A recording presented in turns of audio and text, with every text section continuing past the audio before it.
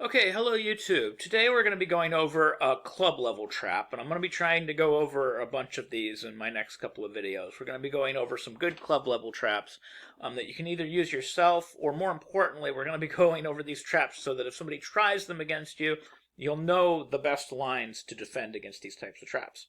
So if you like content like this and you want to see more of it, please go ahead and click that subscribe button and click on your notification icon. So the first trap we're going to be going over is actually called the Blackburne Shilling Gambit is the official name of it. But most people kind of refer to this as the trick-or-treat trap. I've also heard it called the Garbage Gambit. So this comes out of the Italian game. So e4, e5, knight f3, knight c6, bishop c4, and then black tries this so-called Blackburne Shilling Gambit with the move knight to d4. So now to be clear, from just a pure opening principle perspective, this move knight d4 is actually really bad. It moves the same piece twice in the opening, where you can't really afford to lose development. You know, white is already kind of building a development lead. We don't have time to move the same piece more than once. So the three respected moves in this position are basically to play bishop to c5, which is just the Joko piano, or knight f6, which is the two knights defense, or even bishop e7, which is known as the Hungarian defense. Those are basically the three options that you have there if you want to play something that's sound. so after knight to d4, the idea is that black is teasing white with the gambit of this pawn. And white should not take that pawn. So in a sense, the Blackburne Shilling Gambit isn't really a gambit in the same way that the Queen's Gambit isn't really a gambit. You know, because in the Queen's Gambit we can take the pawn, but of course white gets it immediately back. In this case, if white takes this pawn, white is pretty much instantly losing. And that's one of the things that makes this a very tempting gambit for beginners, because it really looks like you can take this pawn. Because if you were to capture this pawn with the move like, say, knight takes e5, which would be a super question mark move, we can play a really cool tactic here that just wins the game pretty much instantly. We can play the move queen to g5, which is going to be a double attack on this knight and on this pawn. Now, to a lot of beginners, it looks like we're getting this nice beginner fork, where we're going to be forking two really heavy pieces. We're going to be forking the queen and the rook. But of course, black's threats actually turn out to be greater than white's threats. So if we were to play knight takes f7 here, and of course here you can try to bail out, but it's still supposed to be slight advantage black after, say, bishop f7 check. You're supposed to almost be saving here for white. So you have a little bit of a bailout here, but this is still supposed to be advantage black. But knight f7 check is going to be completely losing, and to the move that wins the game, it's just going to be queen g2. And there's just too many threats. We're threatening queen takes h1, and more importantly, if we play queen takes h1, there isn't going to be a reasonable defense here for white. So, like if, for example, we played knight takes h8, you know, we would have queen takes h1. You can see that there's no escape for the king, so we would have to block. We would have to play bishop. We would have to play bishop to f1. We could play queen takes e4.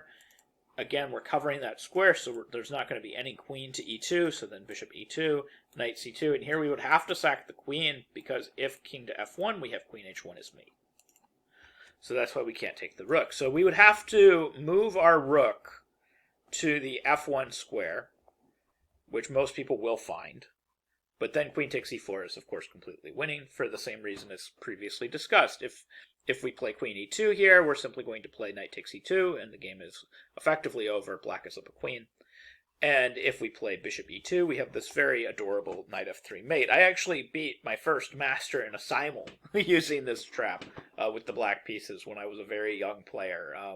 I was probably 8 years old when I did this with the black pieces. But this opening, like I said, isn't very sound for black after knight d4, so let's go back to the beginning of this Blackburne Shilling Gambit and see what we should do. Now, what's interesting is the refutation that a lot of kids were taught when I was a young player is probably incorrect. And what's very interesting is I do recall analyzing this position kind of more in depth when I got into like middle school and high school, and I actually found the correct refutation according to the engines. And of course, back then we didn't have engines, but I actually found the correct refutation according to the engines on my own. So I actually found the correct refutation independently. without the use of using stockfish, which is something that I think a lot of younger players are missing these days, is just really digging into a position yourself without using that computer and finding your refutations. But the refutation that everybody has shown is probably incorrect. The move that everybody has shown is c3, and this certainly leads to slight advantage white, but probably nothing more than that. After c3, knight f3, queen f3, we can't deny that white has a slight advantage because he's got pieces developed and black doesn't. However, after queen f6, black is very close to getting to equality at some point.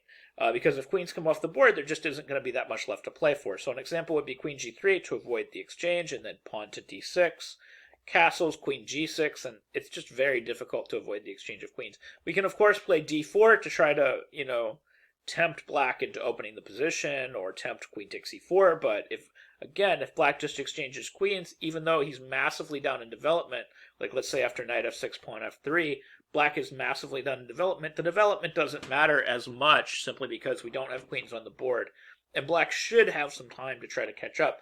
So this is, a position that really should be kind of major to decisive advantage white from the outset of the Blackburne Shilling, but this position is probably only slight advantage white. So the refutation that everybody's taught really only leads to slight advantage white, but it is a fairly simple move to remember. You can play c3, and on the lower levels I think it's fine.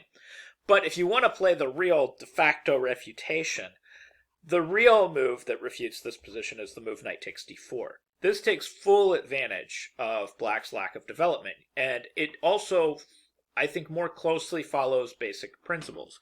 We don't bring our queen out too early. We actually actively are doubling black's pawns. We're also taking a piece that black has used a lot of energy to get to a particular square.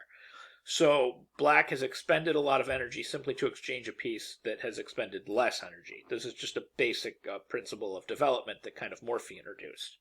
So e takes d4, and then we castle, and we're up the same number of tempo in the other line. But in this particular case, it's actually nearly impossible for black to find any kind of development scheme that just doesn't lead to complete total disaster. White's main idea is just at some point going to be to play c3, possibly queen b3, also having ideas of queen h5. This actually makes it very difficult to play the move bishop c5. If, for example, even bishop c5 right here, we could immediately play the move bishop takes f7 check, king takes f7, queen h5 check, and have a decisive advantage on the spot. And this is a very difficult thing to do. So you're kind of creating your own little counter trap here, so to speak, with this queen h5 or c3, queen b3 idea. So there's a couple of moves here that have been tried according to theory, like knight f6 is worth a shot, in which case we can just defend that pawn with rook e1, d6, and just follow through with the plan, play c3. And if dc3, we should actually not capture back. We should just play queen b3, because this position is nearly impossible to defend already. We're threatening bishop takes f7, and there's just not much that can be done. We can play queen e7, and then knight c3 is just decisive advantage white. White has this massive development lead in this position, and it's nearly impossible to defend everything, because we are putting pressure on the b7 and f squares simultaneously. So basically all of black's remaining pieces are tied down. Neither bishop can develop. The bishop on c8 is tied down because of defense reasons, and the bishop on f8 is simply blocked by the queen on e7. And the rest of white's pieces are just going to develop. I mean, we're even just threatening to play d4 and e5, and the game will just be effectively over. So that is basically the plan in all lines. We're just going to play c3 at some point. So it's actually relatively simple to remember these ideas. So the other way they can try, and this is the one that's been tried more, is just c6 to try to hit back in the middle with d5. This is very similar to the bird variation. Now in the bird variation, though, in the Roy Lopez, black does this with gain of tempo. He plays c6, and then white has to play bishop c4. So if you know how to play against the bird variation as white, this is very similar, except you're an entire tempo up. And as it turns out, that tempo is really, really important, because we're not going to play d3, we're going to play c3. And c3 apparently just leads to a completely winning position for white. So after c3, we're going to have b5, bishop b3, and then there's a bunch of different options here, and they're all pretty much terrible. Again, you could play bishop c5, but we're falling for this trap again. Bishop takes f7, and the best move would be king f8, because again, if king f7, we have queen h5, g6, queen c5 is completely, totally winning. But after bishop takes f7, king f8, this position after just bishop b3 is pretty much hopeless. This is just much better for white. This was actually tried in a game. It was played between Sanguinti versus Sampopoulos in Buenos Aires in 1975, and of course white won in short order. White already has a decisive advantage here. So after b5, bishop b3, we have dc3, and we simply have d takes c3, capturing away from the middle. In this case, we're capturing like this to just rapidly develop. As we've discussed again, bishop c5 doesn't work because of bishop f7, so we have something like knight e7, and we just keep rapidly developing bishop g5, h6, queen h5, taking advantage of the fact that there's just pins galore. We have this pin here, and we have this pin here, so nothing can actually be captured. So we're also threatening mate, so we have to do something about the mate threat as well. So g6 is, of course, going to be, kind of an unmitigated disaster. If g6, we're just going to shuffle back, and we're going to threaten that mate again. And, of course, now the dark squares are going to be weak. So, really, black's best bet is to try to play something like d5, desperately trying to get development, but this position is going to be totally hopeless, like ed5 and then g6, but then simply queen h4, maintaining this pin, maintaining pressure on e7, preparing to bring a rook to e1, and again, none of black's pieces can effectively move. So rook g8, bishop f6, queen d6, rook e1 takes. We develop the last piece with tempo, knight a3, hitting b5, a6, and then we just bring the last piece into the game with rook a d1. And actually here the threat is simply rook takes d5. So they need to meet that threat with either bishop e6 or bishop b7. If bishop b7, we just ignore the move and we just take on e7 and take on d5 anyway. Bishop d5, rook d5 is totally winning. They obviously can't play queen takes d5 because queen e7 is mate, so queen c7, rook to e5, and we're hitting everything, g5. And we have two options that are both supposed to be winning here. Queen h6 is apparently a little bit stronger, but queen e4 is just way simpler. Queen e4 just hits the rook on a8 and hits the bishop on e7, and the game is effectively over. So the only other thing I guess they could try is they could try bishop e6, blocking up everything. And this is also supposed to be losing after the really cool rejoiner here, which is the move pawn to c4. And it's always awesome when you can play moves like this, because it looks like the pawn can just be captured, a number of different ways, but nothing works. So it's taking advantage of the fact that we have this pin here, and we're just basically trying to pressure the d5 square and finally break through. And they can't take with the pawn on d5, so they would have to take with the pawn on c4 if they're going to take anything. Objectively, the best move is to try to counterattack a little bit with knight f5, but they'd be completely losing after something like queen g4, d4, and then just we take on b5, and the game is just going to be effectively over because we're coming in with everything anyway. So like ab5, knight b5, knight d4 is totally winning, for example.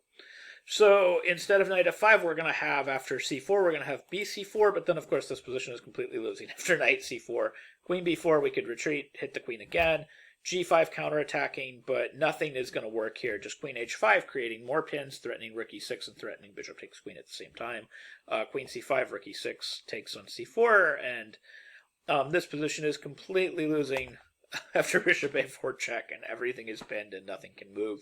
You'd actually have to get back the queen here. You'd have to play queen b5, bishop b5, and the game would effectively be over.